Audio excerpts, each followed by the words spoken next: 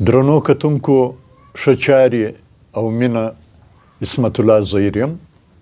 تر دې دمخه تاسو زما یو ویډیو د فیض محمد غازي په اړه کتلې وه، خوښه کړې مې وه، ډېره مننه. نن د دیدار وزیر د یو سیاسي پوینټ په حواله باندې پر موجوده صورتحال باندې خبره کوو. دیدار وزیر د پښتو اثریز او مزاحمتي ادب او په ځانګړې توګه د نظم او غزل د مترکي لهجې شاعر دی او د پښتنو افغانانو په روانه سیاسي او مزاحمتي مبارزه کې په حاله ونډه لري. هم د پښتنو افغانانو په روان سیاسي وضعیت باندې ژور نظر لري.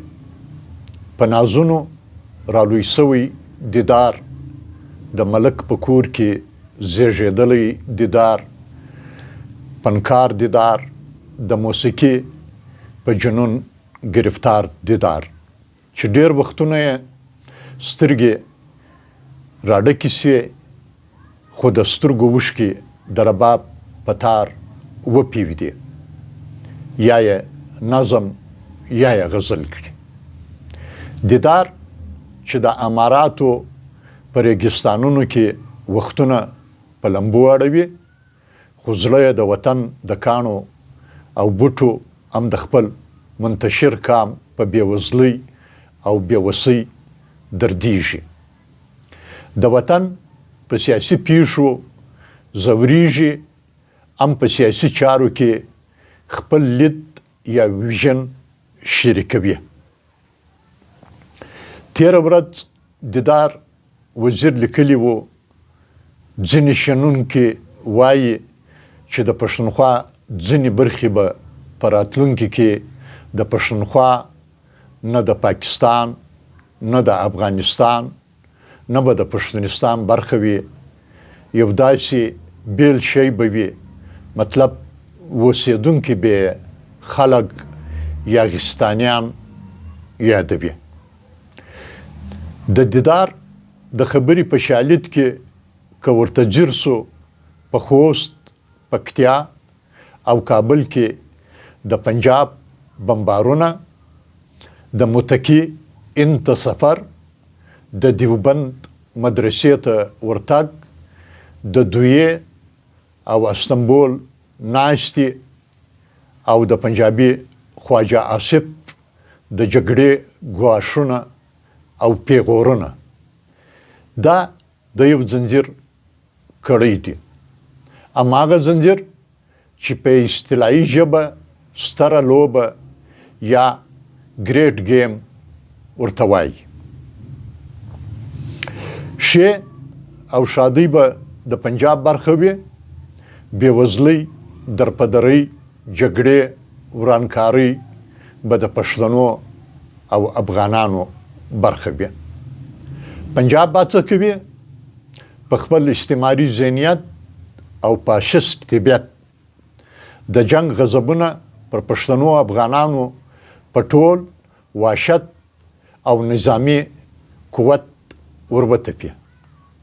د پنجاب د استعماري او عسکري ذهنیت او طبیعت په چوکاټ کې افغانستان د ځان پنځم ولایت بللی و، او دا د پنځم ولایت خوب جنرال ضیاءالحق لومړی جهاد افغانستان، دفاع پاکستان د وو حزبونو په همکاري او چاپلوسۍ لیدلی و. د پنجابي خواجه آصف سره سره یو شمیر پنجابي وزیران او منصبداران په تکرار سره دا خبره کوي چې افغانستان زموږ دشمن هېواد دی. پنجابی خواجه آصف د حکومت مسؤل شخص دی، د دفاع وزیر دی. دا خبره د حکومت رسمي دریځ څرګندوي او د دوی په ناولو ارادو تمرکز کوي. دا چې دا افغانستان زموږ دشمن یواد دی ام هغه زوړ دریز او غچ دی چې په بین الملل کې غالبا په 1940 کال د افغانستان لخوا پاکستان په رسمیت پیژندلو مخالفت کې خپل رایه وکاروله. پنجاب په تیرو 4 لسیزو کې په افغانستان کې د ورانکارۍ او کورنۍ جګړې سره سره د هغه افغانانو ماشومانو او زلمیانو په پراخه کچه د استعماري نصاب د لارې ذهنیت سازي وکړه. جادي نصاب په پراخه کچه د لاهور د منصورې څخه افغانستان ته وارد کړي.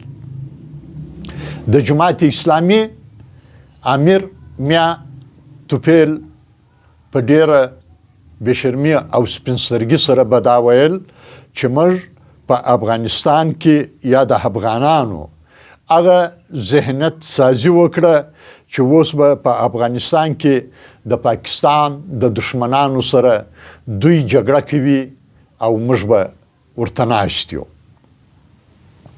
کله چې د اشرف غني جمهوري حکومت ړنګ سو یا یې سکوت وکړل، طالب شاهي سوه، نور د پنجاب ترجمانانو ویل چې طالبانو د غلامۍ زولنې ماتې کړلې.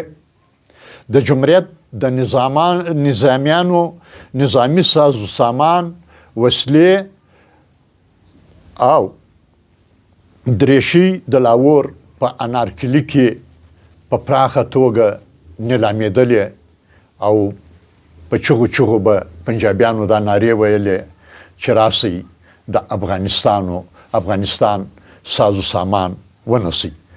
پنجاب کله هم د افغانستان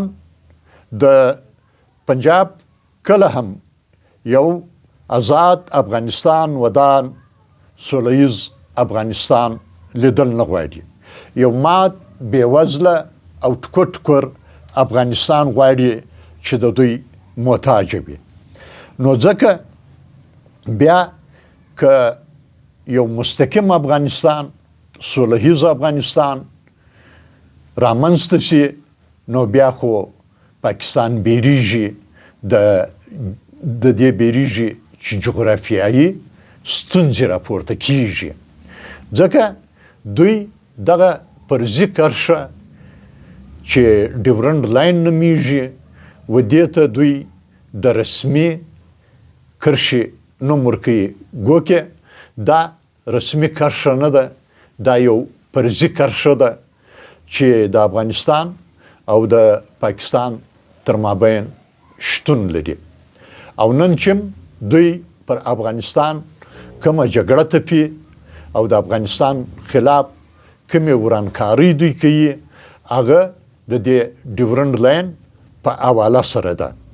نو ځکه افغانان ډیورنډ لاین په رسمیت سره نه پیژندلی دی او نه به وپیژني، ځکه چې دا د افغان ملت پر زړه یو د چاړې وار دی چې د افغان ملت روغ تنې په 2 ویسو کې ویشلی وو.